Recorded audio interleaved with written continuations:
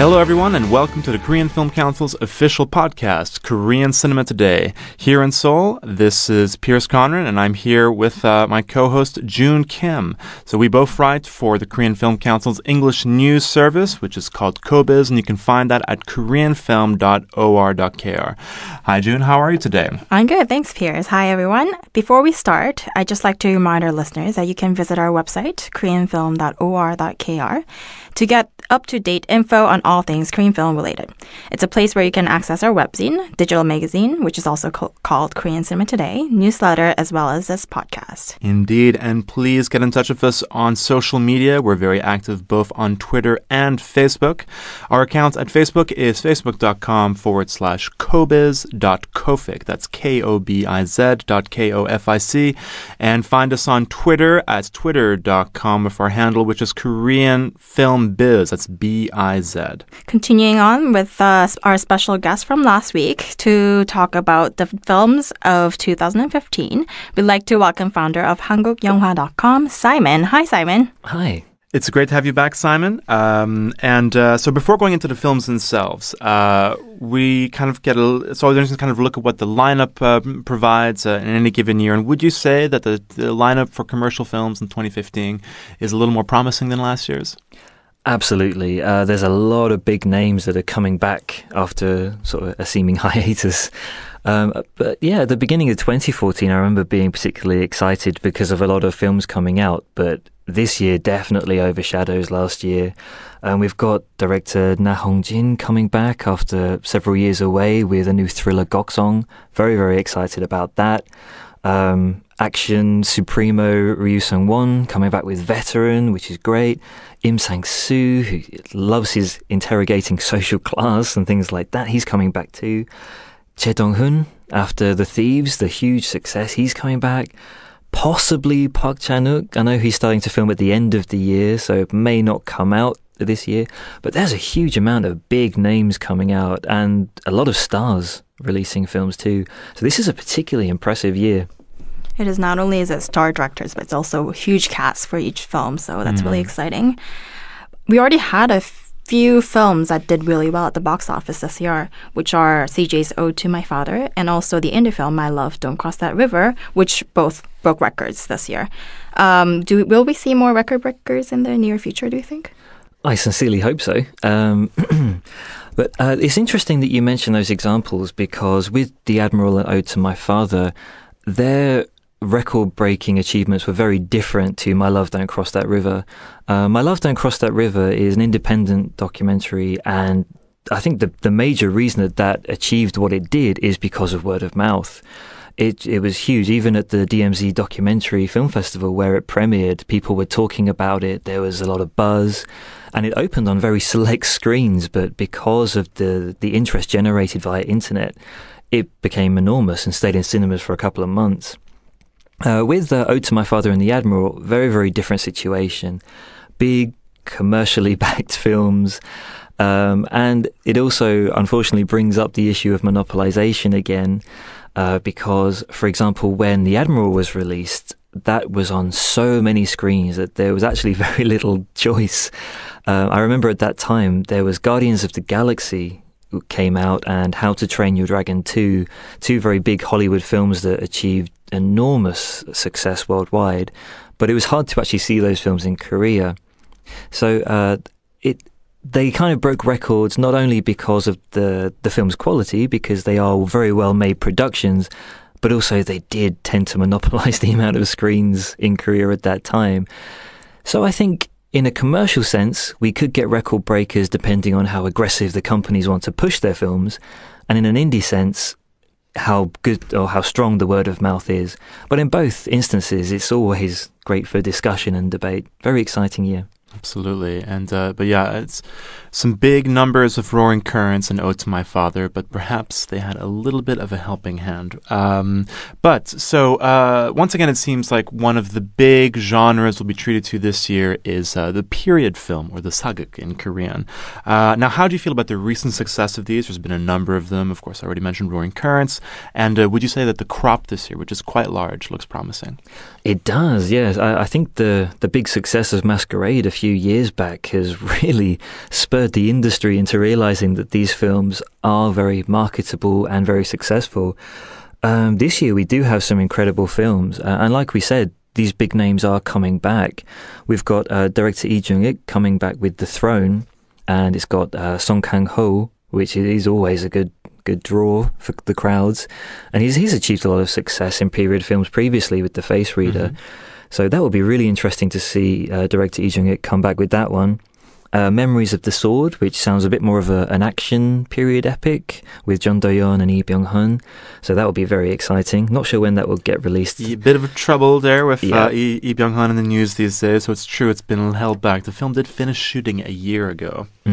So I think probably see that possibly tail end of this year. I think that's what's in the works, but I guess it depends if things quiet down in the news. That remains to be seen. Yeah, that's very true. It's a shame, unfortunately, because that is a film I'm looking forward to. Yeah, me as well. It's sadly these star scandals have an incredible effect on box office here. It's not like in the West. Sometimes a scandal can be good publicity, but bad publicity in Korea is just bad. Yeah, it's a funny thing actually. I admire it. Because, yes, as you said, scandals actually help a film's promotion in my native country of England. But in Korea, the people power and the form of protest is fascinating, which is It's funny because a scandal over a social issue can help a film in Korea. But if it's over a celebrity, it's just very, very different. Even we have the current film Sesibo, Lunar New Year release. Han Yo-ju had a scandal because her brother was involved in the army-related incident, we'll say, and that film kind of suffered because of that. And then there was Clara with her problems and her film Casa, more exclusive for latest, very clunky English title for what is actually called Working Girl in Korean. But anyway, I digress.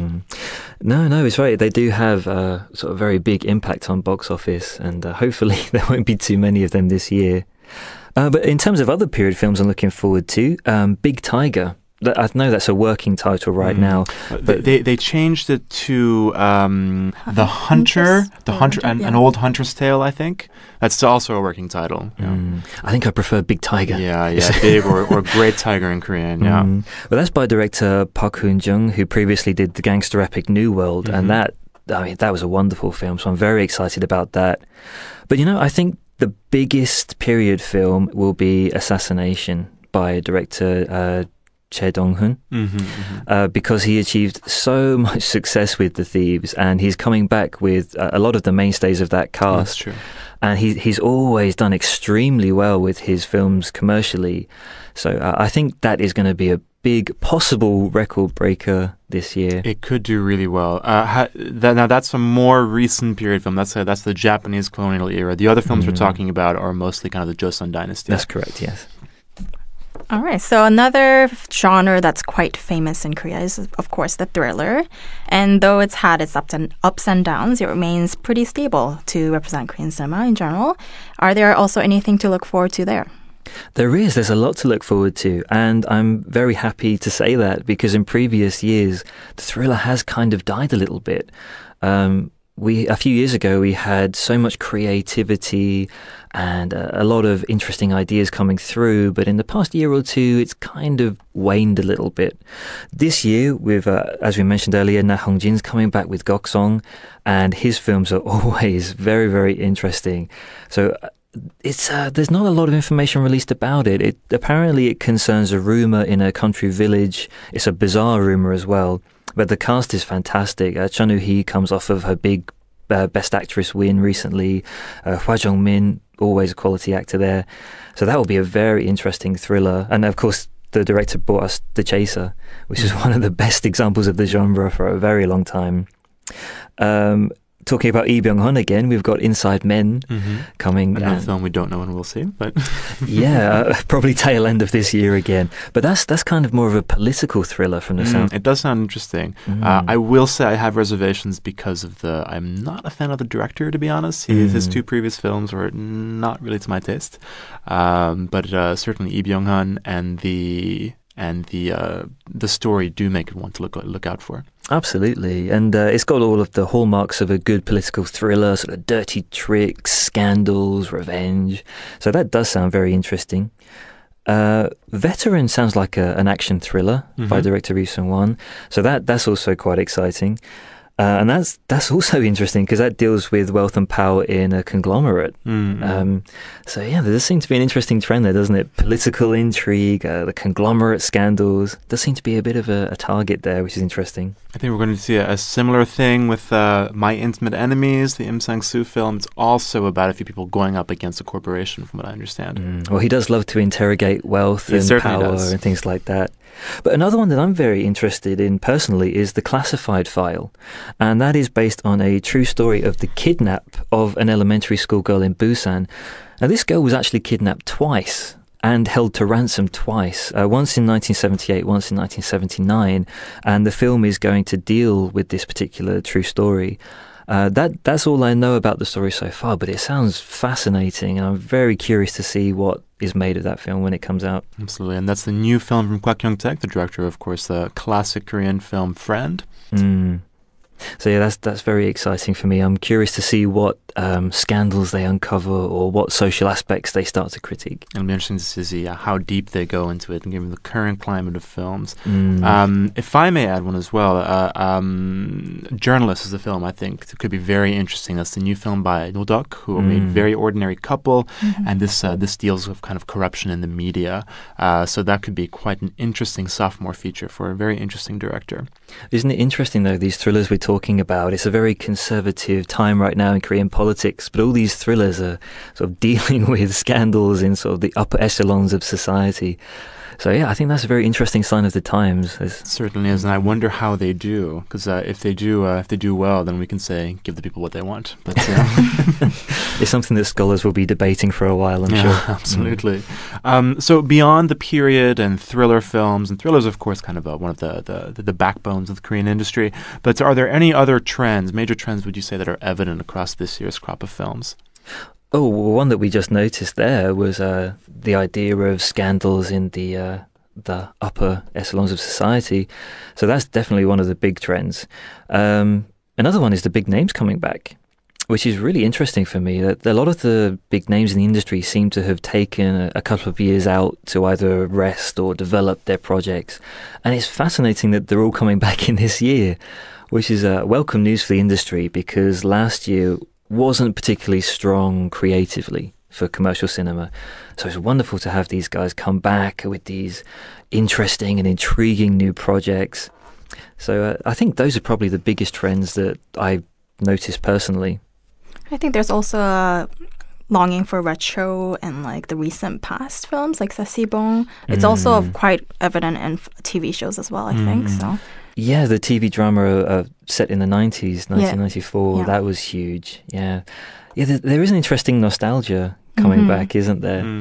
But yeah, it's fascinating what the directors do with this nostalgia, though, because it does seem to cast a very romanticized light on Korea's recent past, despite the very troublesome times. Yes, exactly. Yeah, I remember being quite shocked with Sesibong because they actually showed people having a curfew, and they showed sort of quite intense interrogation forms where there was abuse, people being hit by police, but yet the film was actually quite a romanticized film of the time. So it is fascinating. And Ode to My Father also fits into that category. Yeah. But it is a good trend, and I'm glad that you pointed that out, because the big companies are starting to notice that the market isn't just young people. There are middle-aged audiences out there. There are older audiences out there, and they need to be catered to. They have money and they want to spend it on films. So. And I think this is also why they were able to hit a higher record with their films, with the box office hits. So absolutely, bringing out the hidden audiences to the theaters. It's kind of the recent past for people that actually experienced it, rather than any kind of a historical film. So Miss Granny is another example, or Architecture 101. A while ago, we had, Gangnam Blues is a little aside from that this time, and it didn't do quite that well. Sadly, I really liked it. But anyway, so there are a lot of kind of promising Korean films in the way. We've discussed a lot of them and some potential really big box office hits. But it's also going to be a really big year for Hollywood films, and we have some major things like the new Jurassic Park. Of course, Star Wars is coming back. But perhaps the most promising of all, at least in Korea, is going to be the new Avengers film. The previous Avengers film was the most successful film film of that year in Korea. And of course, the new one was a large part of it was shot in Seoul. So I imagine people are going to be very, very curious to see that. And also, given how successful Marvel and comic films are in general here, that could be a very big contender. So how do you feel about that? It's going to be very tough. In any typical year, it always hovers around the 50-50 mark for who's dominant in the industry. Between sort of Hollywood and the Korean film industry, it's sometimes like 51% one way, 49% the other. It's always like that. But this year is going to be particularly challenging. Like you said, we've got the new Star Wars film, Jurassic Park, the new Terminator films coming out. Which stars Lee Byung-hun. Be interesting to see how that affects the box office. Yeah, the new Hunger Games, the new Bond movie, the new Mission Impossible film, Quentin Tarantino's Hateful Eight is coming out. Yeah. Got a bit of a sexy movie coming out with 50 Shades of Grey. Let's see how that'll do in Korea. It will be interesting. Yeah. It's not been well reviewed, but it's done enormous business internationally. $250 million in a few days. Yeah, that's incredible. Huge. It says a lot about Western audiences, I feel. Well, food for thought. But yeah, these huge films are coming out, and it is a little bit worrisome. But hopefully it will sort of still be on the 50-50 mark. But yeah, I think a lot of it will depend on the release style. If the films do get a lot of sort of aggressive marketing, the Korean films that is, I think it will help their cause greatly. So we mentioned the situation with The Admiral, where it came out at the same time as Guardians of the Galaxy and How to Train Your Dragon 2. And, The Admiral was the big winner in that one, partly because of the aggressive marketing, partly because people at the time really wanted a sense of national unity and they got a lot of enjoyment from that. So it really does depend on the approach and the methods used by the big distribution chains as to whether they want their films to get more exposure than others. I think typically for the summer release schedule, we have May and June will be largely dominated by Hollywood films. That's when they tend to come out in the States. And then it's more that kind of a holiday, like kind of school holiday time in Korea, the very end of July and the first few weeks of August. That's kind of the key time. So hopefully... yes, I am rooting for the Korean film industry. Hopefully, hopefully there won't be too many big competitors for them there. I mean, the Avengers, that'll be released at the end of April, so I don't think anyone's going to program against that. I think that's going to be enormous. I think, enormous. I mean, I would be incredibly surprised if it didn't hit the 10 million mark, at least. Oh, absolutely. Even in the trailer, we saw sort of Captain America running over cars on the Gangnam Bridge, saw the Hulk tearing through a marketplace with a big Samsung sign behind him. I've shown that to some of my friends and things like that, and they've been so surprised and so excited to see their country represented on this international scale. And it's wonderful. I think it's really great to see Korea being recognized at that level. So I really hope it is a big success and promotes Korea's cinematic image. Absolutely. I think we can reasonably expect some pretty big numbers. We talked about the monopolizations of screens last episode, and also How to Steal a Dog and its return to the screen theaters or increased theaters. Does this mean that there might be a brighter future for smaller titles, do you think? I sincerely hope so. There are changes that are going on. I think the big companies are aware of these criticisms that are being leveled at them, and they received a couple of fines, and I'm sure that they took notice of that too. So yeah, it is getting better. A good example of that is Megabox chain. Certain Megabox chains around Seoul area, they are starting to show more independent titles. I know where I live, they are actually dedicating one screen per week to certain titles coming out, which is great. I think we mentioned last episode that a lot of these companies are trying to support up-and-coming voices through supporting universities, the film programs there, which is great. They're trying to sort of get these young, creative voices to come through the ranks. So that's going to be a wonderful thing. But as we mentioned, there are so many big commercial films coming out this year. It's going to be more challenging than previous years for these indie and smaller budgeted titles to come through the works. But hopefully, we need to rely on word of mouth. I think that's going to be the big issue here, and hopefully that will generate interest and get people to see these films and support them. Absolutely. One thing I was just thinking of when I was walking over here, a big part of marketing for a film is a trailer. And honestly, I feel that Korean trailers for movies are very lackluster, and particularly for interesting independent films. I wonder if it'd be a thing if there could have more interesting trailers, kind of really entice audiences. But that's just a small thought. No, it's a good point, and it leads into what we were saying about promotion, because these films need to be aggressively marketed, aggressively promoted. Absolutely, because they have to deal or contend with these films that have multi-million-dollar budgets. So, there's definitely an argument there. Indie cinema does need to invest in some highly skilled professional trailer makers, perhaps. Yeah, just to at least differentiate themselves. I feel a lot of these trailers or these marketing campaigns make the films look the same, and that's really a disservice to them. Because there's very individualistic voices coming out, and if they kind of all feel the same for a trailer, it's very hard to convince a viewer to kind of go out of their way, because they probably have to go to an independent theater anyway. So, absolutely. But going back to the very opposite scale again, many big budget films this year. We already talked about period films. Typically, a period film needs to cost at least $10 million or 10 billion won, which is kind of the mark of like a big budget Korean film, something comparable to maybe the $150-200 million range for Hollywood. But so loads and loads of big budget films. But are there too many? Well, luckily we're not at the ridiculous levels of Hollywood just yet, which is great. We're not at Transformer levels of throwing money at the screen and seeing big explosions for no reason kind of thing, which is, I'm very thankful for that, actually. But the big budgets, it is a very interesting area of debate, because what we are seeing, as you mentioned, we are seeing production values going through the roof, which is wonderful, absolutely wonderful. Amazing, yeah. If you compare a period film being released this year to one that was released 10 years ago, you can see the difference in the production design, the quality. Not to say that films 10 years ago are lacking quality, but the vibrancy, the costumes and set design it's different level, absolutely different. And that is wonderful to see, really, really wonderful. That said, it is a little bit worrying, because there is such a big budget. Studios do want to recoup that cost and make a sizable profit on top of it. And it goes into what we were saying earlier about aggressive marketing strategies, the issue of monopolization creeping in so that they can recoup that cost and make a little bit extra. So it is both good and bad. I really love the production values. That is certainly a big thing to celebrate. But hopefully we don't see too much in the way of monopolization. Yeah. One interesting figure to perhaps back this up is that last year we had, of course, a number of huge blockbusters and some very, very expensive films.